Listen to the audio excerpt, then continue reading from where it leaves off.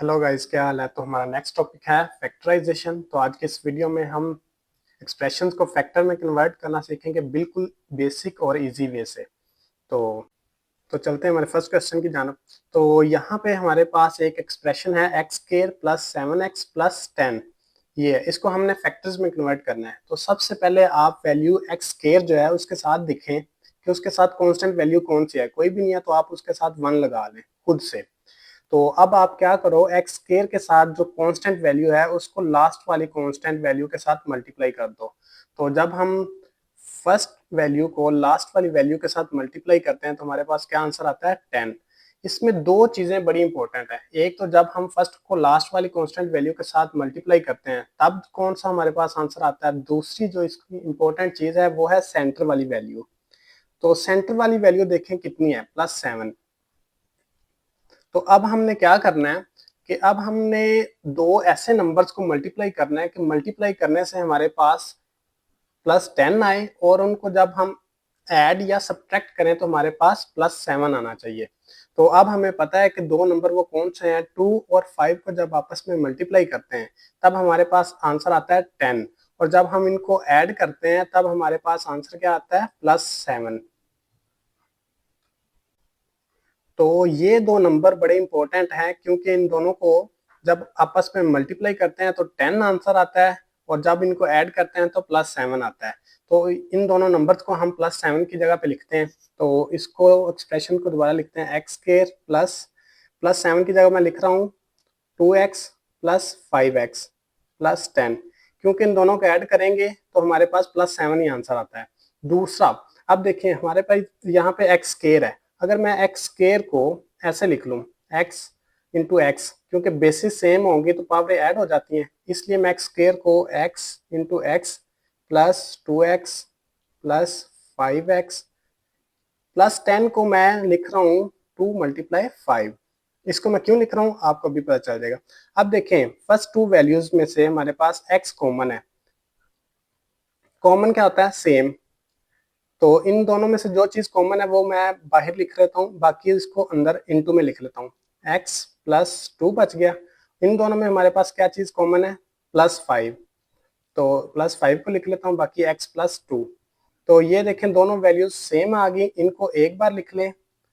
और ये वाली जो दो वैल्यूज हैं इनको आप अलग से लिख लें इनटू में x प्लस 5।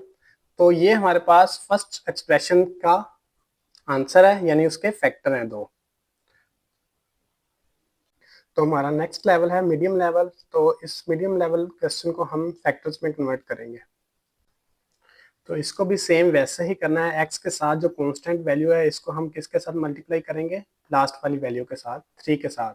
तो 2 को जब मैं 3 के साथ मल्टीप्लाई करता हूँ तो हमारे पास कितना आंसर आ जाता है, 6।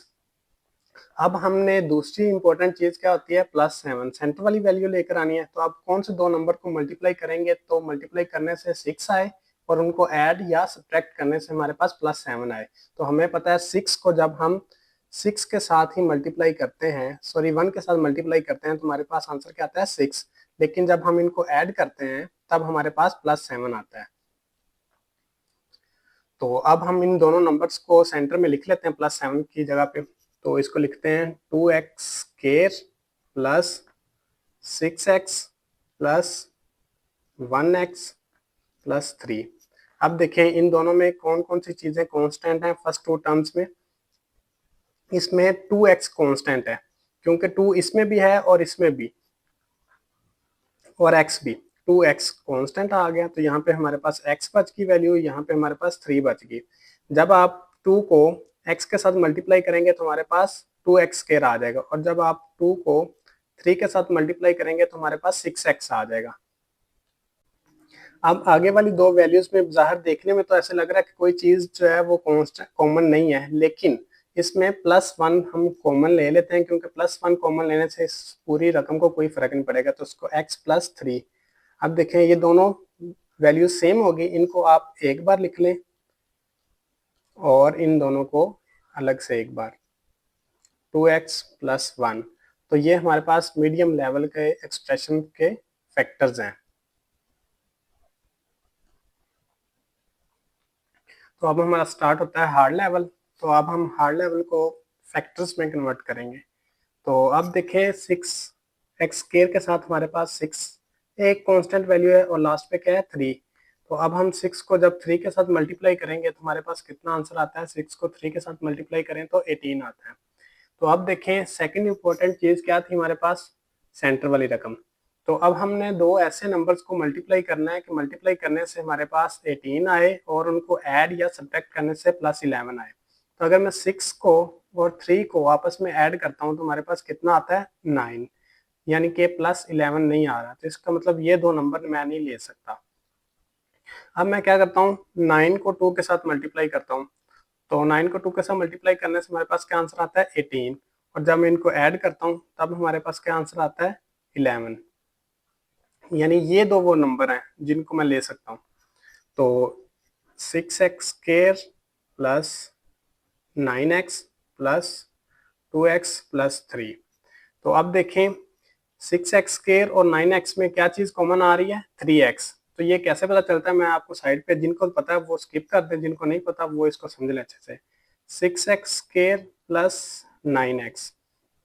अब देखें 6x स्क्वायर को तो मैं ऐसे भी लिख सकता हूँ 3x इंटू 2x, क्योंकि इन दोनों को आपस में मल्टीप्लाई करेंगे तो 6x स्क्वायर आ जाएगा। और 9 को मैं ऐसे भी लिख सकता हूँ 3x इंटू 3। तो इसमें देखें ये दोनों चीजें क्या है, सेम है, कॉमन है। तो इनको 3x को कॉमन लिख लेता हूँ, अंदर क्या बचा है 2x प्लस 3। तो ये इसको कॉमन लेने का ये तरीका है। तो इसकी जगह पे मैं लिख रहा हूँ 3x इंटू 2x प्लस 3। और इन दोनों वैल्यूज में क्या चीज कॉमन आ रही है, अगर कुछ भी नहीं आ रहा तो आप +1 ले लें कॉमन, 2x प्लस 3। अब देखें ये दोनों वैल्यूज जो हैं वो सेम हो गई हैं, इसको एक बार लिख लें 2x प्लस 3, और बाकी जो दो वैल्यूज बची हैं इनको अलग से इनटू में लिख लें 3x प्लस 1। तो ये हमारे पास हार्ड लेवल एक्सप्रेशन के फैक्टर्स हैं। तो ये हमारे पास लास्ट एक्सप्रेशन है जिसको हमने फैक्टर्स में कन्वर्ट करना है। अब ये देखें ये बाकी पहली इजी, हार्ड और बेसिक लेवल के बराबर नहीं है, क्योंकि उसमें हमारे पास क्या होता था x स्क्वायर की वैल्यू होती थी, फिर x की वैल्यू और साथ में कोई कांस्टेंट वैल्यू होती थी। लेकिन इसमें वैसा नहीं है, इसमें हमारे पास जस्ट दो वैल्यूज हैं x4 और 16। अगर मैं x4 को x स्क्वायर की पावर स्क्वायर लिख दूं तो ये भी x4 के ही इक्वल होता है, और 16 को मैं लिख देता हूँ 4 और उसकी पावर 2, क्योंकि 4 की पावर किसके इक्वल होता है 16 के। तो अब देखें आपने बेसिक क्लासेस में ये फार्मूला पढ़ा होगा कि ए स्क्वायर माइनस बी स्क्वायर, अगर नहीं भी पढ़ा तो ये याद कर लें, ये किसके इक्वल होता है ए माइनस बी और ए प्लस बी के। तो इसकी जगह पे देखें ए की जगह पे हमारे पास यहाँ पे कौन सी वैल्यू है एक्स स्क्वायर, और बी की जगह पे 4। तो ये वाली वैल्यू ए की वैल्यू है और ये वाली 4 वैल्यू जो है वो कौन सी है बी की वैल्यू। तो इस पे मैं ये सामने ये वाला फार्मूला यूज करूंगा। तो एक्स स्क्वायर माइनस 4, इसको एक बार नेगेटिव में और एक बार इसको पॉजिटिव में। तो अब देखें यहाँ पे एक्स स्क्वायर है और साथ में 4 है, तो एक्स स्क्वायर और 4 को मैं दोबारा ऐसे लिख सकता हूँ एक्स स्क्वायर माइनस 2 का स्क्वायर। तो ये भी सेम वैसा ही फार्मूला बन गया, इसको भी एक बार पॉजिटिव में और एक बार नेगेटिव में लिख लेता हूँ।